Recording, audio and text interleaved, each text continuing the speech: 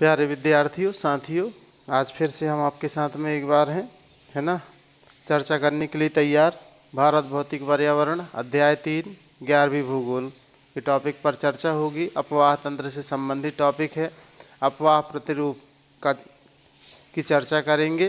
पहले हम लोग पढ़ चुके हैं अपवाह तंत्र। अपवाह तंत्र का पहला वीडियो बन चुका है, अभी देख लेंगे आप लोग उसको।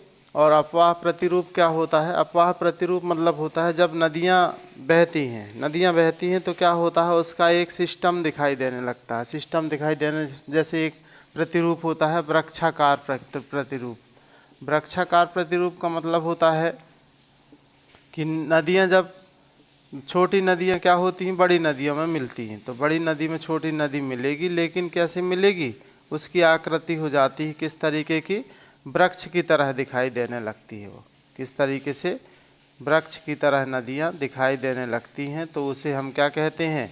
वृक्षाकार प्रतिरूप कहते हैं। वृक्ष तो आपने देखा ही होगा कैसा होता है वृक्ष, इस तरीके से आप लोग देखते होंगे वृक्ष को। तो ये जो वृक्ष है इसमें ऐसी टहनियाँ होती हैं, डालियाँ होती हैं, और ये इस तरीके का सिस्टम बन जाता है, तो ये वृक्ष कहलाता है। ठीक इसी तरीके से नदियाँ भी जब किसी स्थान पर मिलती हैं बड़ी नदियों से, और उनको देखने में ऐसा लगे कि वो वृक्ष की तरह है, तो वो कहलाता है वृक्षाकार प्रतिरूप। ठीक है, तो आप लोग क्या लिखेंगे? वृक्षाकार प्रतिरूप किसे कहते हैं? वृक्षाकार प्रतिरूप कहलाता है जब छोटी नदियाँ बड़ी नदियों से मिलती हैं और देखने पर वो कैसी लगती हैं? वृक्ष की आकृति की तरह दिखाई देती हैं। जैसे गंगा नदी है, उत्तर भारत में जितनी भी नदियाँ मिलेंगी तो उसमें छोटी छोटी नदियाँ जो मिलती हैं आकर, तो वो वृक्ष की तरह प्रतिरूप दिखाई देता है। लेकिन आप ना देख पाएंगे इसको, क्योंकि अगर हम ऊपर से देखेंगे नदियों को या नक्शे में देखेंगे तो ये समझ में आएगा। लेकिन अगर हम सोचें कि हम नदी को देख लें और वो समझ में आ जाए तो पॉसिबल नहीं है। उसके लिए हमें कहाँ जाना पड़ेगा? ज़मीन के ऊपर एरोप्लेन वगैरह से देखना होगा, या किसी ऐसे माध्यम से, गुब्बारे वगैरह से, तो आप देख पाएंगे इसको। फिर इसके बाद है वृक्षाकार प्रतिरूप के बाद है अरीय प्रतिरूप। कौन सा प्रतिरूप? अरीय प्रतिरूप। अरीय प्रतिरूप तब डेवलप होता है जब किसी पर्वत के अलग अलग भागों से अलग अलग नदियाँ निकल जाती हैं।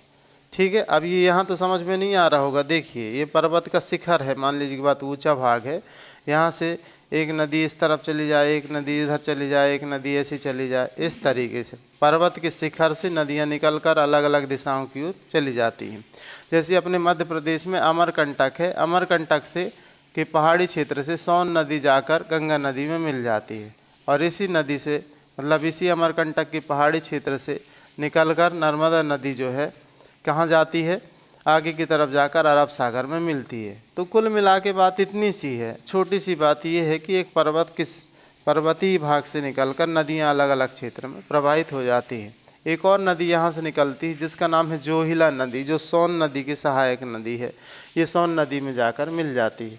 तो इस अमरकंटक के पहाड़ से कितनी नदियाँ निकल गई? 3, सोन नदी, जोहिला नदी और नर्मदा नदी। ठीक है, तो जब किसी पर्वतीय हिस्से से नदियाँ निकलकर और अलग अलग दिशाओं की ओर प्रवाहित होती हैं तो हम इसे कौन सा प्रतिरूप कहते हैं? हम इसे कहते हैं अरीय प्रतिरूप। ठीक है, अरीय प्रतिरूप के बाद है जालीनुमा प्रतिरूप। जालीनुमा प्रतिरूप। जालीनुमा प्रतिरूप, जाली आपने देखा ही होगा। क्या होता है? जब जो दो नदियाँ होती है जो समानांतर बहती हैं, समानांतर मतलब बराबर बहती रहती हैं, तो होता क्या है, बीच में क्या होगा? जल विभाजक होगा। पिछली क्लास में हम लोग जल विभाजक पढ़ लिए, ऊंचा क्षेत्र जहाँ से जल अलग अलग हो रहा है, और छोटी नदियाँ जाकर इस नदी में या दोनों नदियों में जाकर 90 डिग्री पे जाके मिलती है। 90 डिग्री मतलब समकोण पर मिलती हैं। अब आप लोग जानते होंगे समकोण क्या है। तो समकोण पर नदियाँ जाकर क्या करती हैं? मिलती हैं। या मतलब यहाँ पर 90 डिग्री का कोण बनाते हुए नदी क्या करेंगी? मिलेंगी। ये कोण कितना होगा? 90 डिग्री। इधर भी कितना होगा? 90 डिग्री। इधर भी कितना होगा? मतलब दोनों तरफ देखें तो 90 डिग्री का कोण। अब इसको देखने पे ऐसे लगेगा जैसे कि कोई जालियाँ बनी हुई हों, है ना। तो ये कहलाता है जालीनुमा प्रतिरूप। आप क्या लिखेंगे? जालीनुमा प्रतिरूप वह होता है जहाँ दो नदियाँ समानांतर बहती हैं और उनकी जो सहायक नदियाँ होती हैं वो 90 डिग्री पर आकर मिलती हैं या समकोण पर आकर उन बड़ी नदियों से मिलती हैं। ऐसे प्रतिरूप को हम जालीनुमा प्रतिरूप कहते हैं। ठीक है, इसके बाद है अभिकेंद्री प्रतिरूप। अभिकेंद्री प्रतिरूप का मतलब होता है जब किसी झील या तालाब में, किसी झील में नदियाँ बाहर से झील में नदियाँ आकर क्या करती हैं, अपना जल विसर्जित करती हैं, तो उसे कहते हैं हम लोग, मतलब नदियाँ चारों तरफ से आ रही हैं, नदियाँ क्या हो रही हैं, चारों तरफ से आ रही हैं, लेकिन एक झील में जाकर अपना जल जो है डाल रही हैं, तो ये कहलाता है कौन सा प्रतिरूप, ये कहलाएगा अभिकेंद्री प्रतिरूप। ठीक है, समझ में आई बात।